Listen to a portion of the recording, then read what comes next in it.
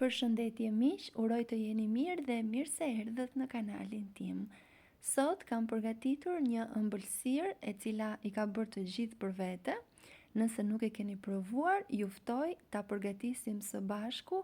Është shumë e thjeshtë dhe e lehtë në përgatitje dhe ka një aromë fantastike. Fillojmë pa humbur kohë nga përgatitja. Fillojmë me shërbetin në një tenxhere ose tigan të thellë. Dështojmë 400 ml ujë, 250 gram sheqer, 2 feta limoni. Këto masa janë për një tavë me për masat 20 dhe 30 cm. 2 shkopa kanele dhe e vendosim të ziej. Ndërkohë që shërbeti zihen, pasi në fund të recetës na duhet i ftohtë, do përgatisim petët e gatshme. Për këtë tavë nevojiten 250 gram petë. Do t'i japim formën si shikoni në video dhe do t'i vendosim në këtë mënyrë në tavën e pjekjes. Dua t'ju kujtoj se nëse jeni ri në kanalin tim, mos harroni të bëni subscribe dhe të shtypni butonin e zilës, kështu do njoftoheni për çdo recetë të re të postuar.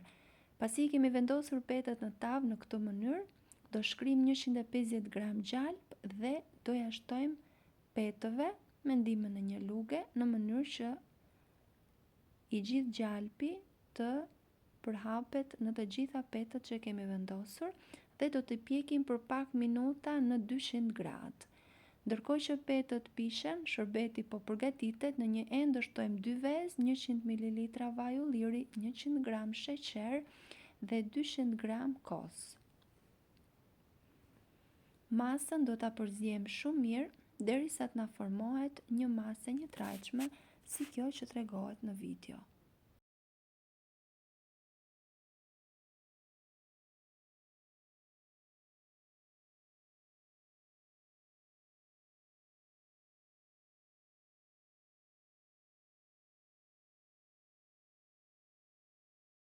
Pasi është gati, do shtojmë një bustin krem karamel, një buding, nga pakoja që do merrni do përdorni vetëm pjesën pluhur, një pluhur fryrës dhe 150 gram arra. Masën do ta përziejmë shumë mirë.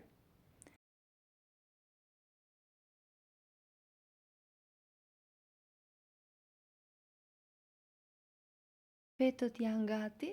Pas pjekjes do kenë një aromë fantastike nga gjalpi i freskët i fshatit dhe ashtu si janë, masën që përgatitëm do ta shtojmë mbi to dhe do t'i hapim shumë mirë me ndihmën e një luge, por pa e prishur formën e tyre, ja kështu si tregohet në video, në mënyrë që masa të futet mes petëve të pjekura, por jo duke e përzier të gjithën në mënyrë që të prishni radhën e petëve. Kjo është e mira që të mos bëhet.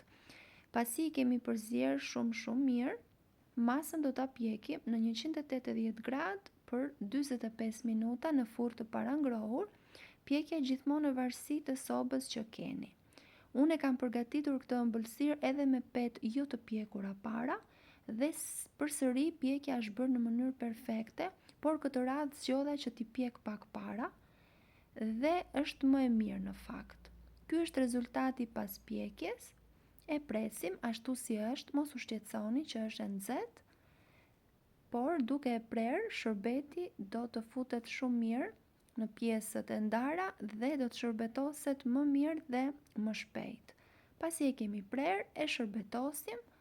Ëmbëlsira duhet e nxehtë, ndërsa shërbeti duhet i ftohtë plotësisht.